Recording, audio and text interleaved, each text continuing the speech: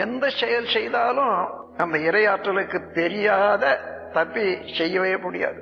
எல்லா ஆற்றல்களையும், எல்லா செயல்களையும், எல்லா எண்ணங்களையும் அது வாங்கி இருப்பு வச்சிடும். வேண்டிய போது எடுத்தும் காட்டும். இது பிறப்பில இருந்து மனிதன் ஆயுள் முழுவதும் இம்மாதிரியான இயக்கம் நடைபெற்றுக் கொண்டே இருக்கும். அது ஏற்பட்ட பதிவுகள் எல்லாம் கருமையத்தில் இருக்கும். இந்த பிறவி எடுக்கிறதுக்கு முன்னதாக எந்த ஆண் பெண் இருவரிலே இருந்து இந்த பிறவி வந்ததோ அவர்களுடைய கருமையத்தில் அடங்கி இருக்கக்கூடிய எல்லா செயல்களும், நினைவுகளும், பதிவுகளும் நமக்கு பிறக்கும் போதே ஒவ்வொரு குழந்தைக்கும் இருப்பாக, மூலதனமாக வரும். அதை ஹெரிடிட்டரி இம்பிரிண்ட் என்று சொல்வார்கள், மரபு வழி. அதோட வாழுங்காலத்துல செய்யக்கூடியதெல்லாம் சேர்ந்துட்டு வரும்.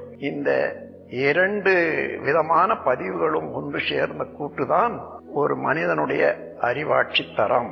இதற்கு மேலும் இல்லை, குறையறதும் இல்லை. இதற்கு ஏற்றவாறு அவ்வப்போது ஏற்படக்கூடிய சந்தர்ப்பங்கள், தேவைக்கு ஏற்றவாறு செயல்கள் உருவாகும். பாருங்க, புதுசு புதுசா இதை செய்யணும் அதை செய்யணும் என்ற எண்ணமோ செயலோ, அவைகள் எல்லாம் ஆகாமிய கர்மம் என்று சொல்வார்கள். ஆன்மாவுக்கு இச்சையை ஊட்டி செயலில் ஆழ்த்த வல்ல வினைகள் என்றதுதான் ஆகாமிய கர்மம். ஆகவே முன்பிறவியும் இப்பொழுது நடக்கக்கூடிய பிறவியும் இதற்கு பின்னால தொடர் பிறவிகளையும் இணைத்துக் கொண்டு இயங்கிக் கொண்டிருப்பது கருமையம்.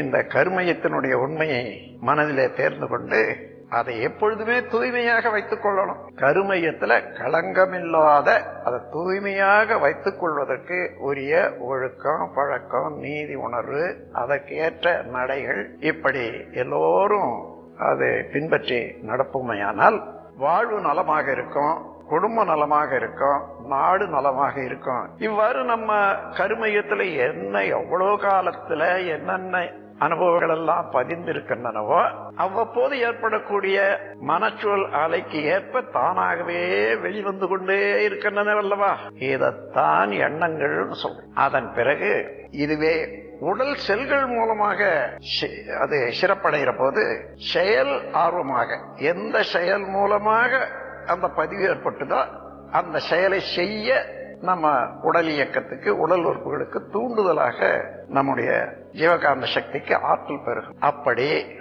எந்த அனுபவமும் தனக்குள்ளாக வாங்கி இறுக்கி சுருக்கி வைத்திருந்து மீண்டும் காலம் வரும்போது அதை எடுத்து காட்டிக் கொண்டு இருக்கக்கூடிய ஒரு தெய்வீக நீதிமன்றம் தான் கருமையம்.